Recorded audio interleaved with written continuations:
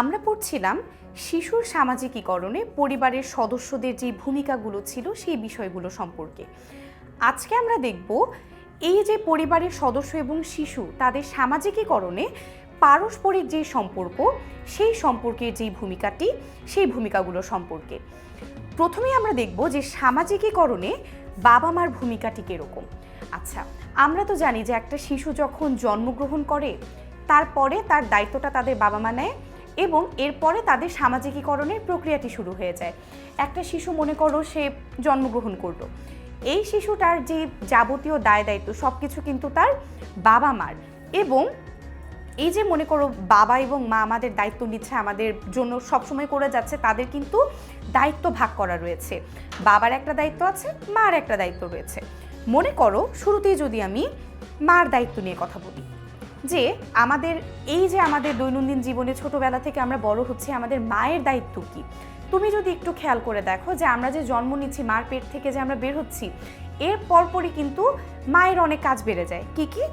ধরো আমাদের যে খাদ্যের অভ্যাস, আমরা কি খাবো না খাবো, এই খাদ্যের অভ্যাসটা কিন্তু আমাদের মা গঠন করে দেয়। এবং এই কারণেই কিন্তু তোমরা লক্ষ্য করে দেখবে আমাদের সবার কিন্তু আমাদের মায়ের হাতের রান্না খুব পছন্দ। মা যেই খাবারটা খেতে পছন্দ করে সেই খাবারটা হয়তো বা আমাদেরও অনেক সময় খুব পছন্দের খাবার হয়ে যায়। কারণ কি? কারণ এই যে আমাদের খাদ্যের অভ্যাসটা, এই অভ্যাসটা কিন্তু আমাদের মায়ের করে দেয়া, অর্থাৎ মা আমাদের যা খাইয়ে বড় করেছেন সেই খাবারটি কিন্তু আমাদের বেশি পছন্দ হয়। এরপর হচ্ছে একটা শিশু যখন ছোট থাকে তার ঘুম পাড়ানোর দায়িত্ব তার মার, তাকে বিভিন্ন ধরনের বর্ণ শিক্ষা দেয়। আমরা ছোটবেলায় দেখেছি যে স্কুলে যাওয়ার আগে আমাদেরকে ABCD, ক খ গ ঘ এই ধরনের জিনিসপত্রগুলো শেখানো হতো। কেন শেখানো হতো? কারণ হচ্ছে স্কুলে গিয়ে যখন আমাকে এই বিষয়গুলো শেখাবে তখন যাতে আমার কাছে এগুলো নতুন না মনে হয়, অর্থাৎ জিনিসগুলো আমাকে বাসা থেকে কিংবা পরিবার থেকেই শিখিয়ে আমাকে স্কুলে পাঠানো হচ্ছে। এই কাজগুলো কিন্তু বাবা মা দুজন মিলেই করেন। এবং বাবা এবং মায়ের যে দায়িত্বগুলো আমি বললাম যে মা খাদ্যের অভ্যাস গঠন করছে কিংবা মা আমাদের দেখভাল করছে, এই একই ঘটনাগুলো কিন্তু বাবারাও আমাদের জন্য করে থাকেন। এবং এই যে ভাষা শিক্ষার ক্ষেত্রে প্রথম মাধ্যম মা, এই বিষয়টি কেন? কারণ হচ্ছে আমরা জানি যে আমরা কোন ভাষায় কথা বলি, বাংলা ভাষায় কথা বলি। একে আমরা কি ভাষা বলি?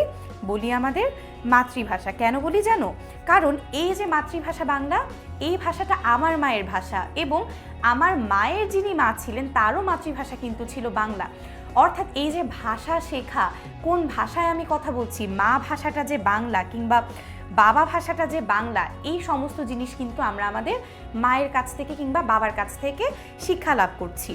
এছাড়া বেশিরভাগ ক্ষেত্রে উপার্জন করতে দেখা যায় বাবাকেও, কিন্তু বর্তমান সময়ে কিন্তু বাবা মা দুইজনই কিন্তু একইভাবে পরিবারের জন্য উপার্জন করতে পারেন। এবং সংসার পরিচালনা করার জন্য আমরা অনেক সময় লক্ষ্য করেছি যে বাবাদেরকে অনেক ধরনের নিয়ম শৃঙ্খলা প্রয়োগ করতে হয়। কেমন? মনে করো তুমি একটা অন্যায় করেছো, তোমার বাবা তো অফিসে, এখন তোমার মা তোমাকে কি বলে ভয় দেখায়? যে বাবা আসলে বলে দিবে। হয়তো তোমার পরীক্ষায় একটু খারাপ নাম্বার পেয়েছো, টিচার কি বলে? বাবাকে ফোন দিয়ে বলে দিবে। কারণ কি? মা খানিকটা আমাদের সাথে থাকলেও বাবা কিন্তু এই সমস্ত বিষয়ে বেশ কঠোর। কোনো কোনো ক্ষেত্রে হয়তো বা উল্টোটাও দেখা যায়, কোনো কোনো পরিবারে হয়তো মা বেশি রাগী থাকে, বাবা খানিকটা কম রাগী। এই ব্যাপারগুলো কিন্তু পরিবার ভেদে এক এক জায়গায় এক এক রকম হয়। আজকের ভিডিওটিতে তাহলে আমরা কি দেখলাম?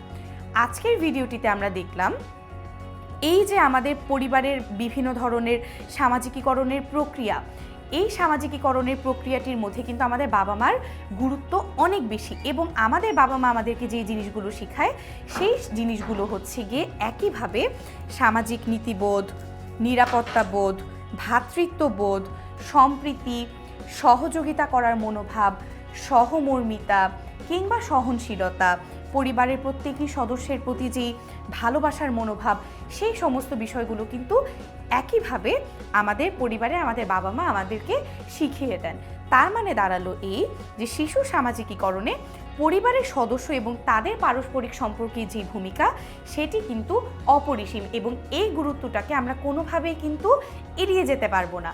তোমরা সবাই আশা করি বুঝতে পেরেছো যে সামাজিকীকরণের প্রক্রিয়ায় বাবা মার ভূমিকাটি কত গুরুত্বপূর্ণ। তোমরা সবাই খুব ভালো থেকো।